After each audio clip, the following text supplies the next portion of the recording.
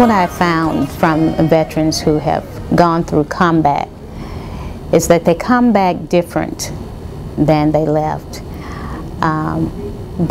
Some have experienced traumatic events. Some have witnessed things that normally we weren't created to witness. Death, destruction.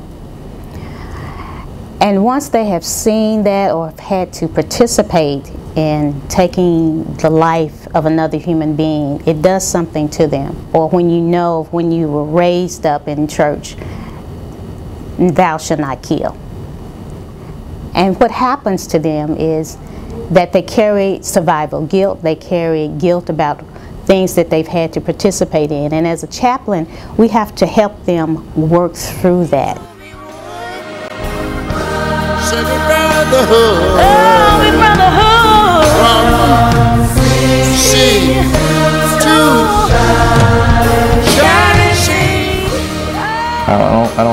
I don't know how to explain it. Combat is,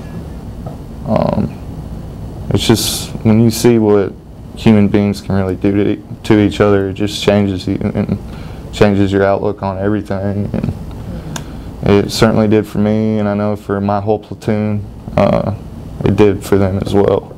I'm a very young Christian, and I've done a lot of things in my life I'm not proud of and I'm ashamed of, but I asked for forgiveness, and you know, it's going good. So I definitely think prayer works for sure, and every soldier that's still in Afghanistan needs prayers because it's an awful place. I mean, if you think about it, we're away for a year on the other end of the world in a horrible place with death, killing, whatever, and then all of a sudden one day you pick up and you come back home and 2 weeks later you're with your family. So how am I supposed to sit with my family and just act normal like everything's okay? You're fighting two wars. The first one's when you're there, the second one's when you come home. My faith was stronger in Afghanistan than it's ever been in my whole life. And I honestly believe the only reason why I'm here today is because of God and just believing. I don't know what you would do if you're over there and you don't have a connection with God or a family to talk to, and that happens a lot. I mean, numerous soldiers are over there and they don't have a family and they don't have a relationship with a higher power, and they're just there and they're being shot at and they have to shoot back at people, and it's just, I don't know. I don't know how you would go day to day. You know, when you're deployed, not only is the combat rough, but the living conditions are too. I mean, you don't have TV. You do have internet, but it's usually down.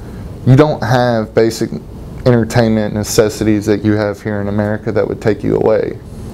And even the Afghan towns, they don't have light. You know, their houses, they don't have electricity. So I'd be up on a mountain pulling guard, overwatching a road or a village, looking out, and all you see is darkness and mountains, no light, no roads, no street signs, no stop signs, and you're just there, and like all you have is your mind and your thoughts. And I would just sit and I would just think, like, you know, about the day before, about the fighting.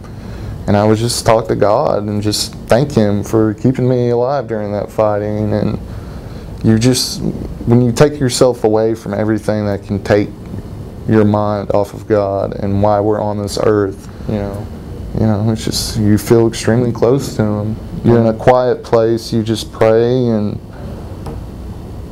He answers.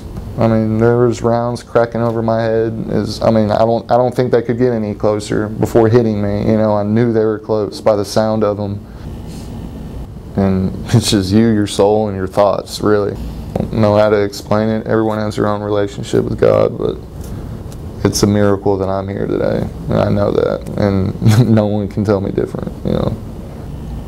I mean, I got thousands of letters from kids in school and all kinds of people that I didn't even know just saying they were praying for me and everything, and that actually really, really helps a lot. I'm very thankful. If I didn't live in America, I don't know where I'd be.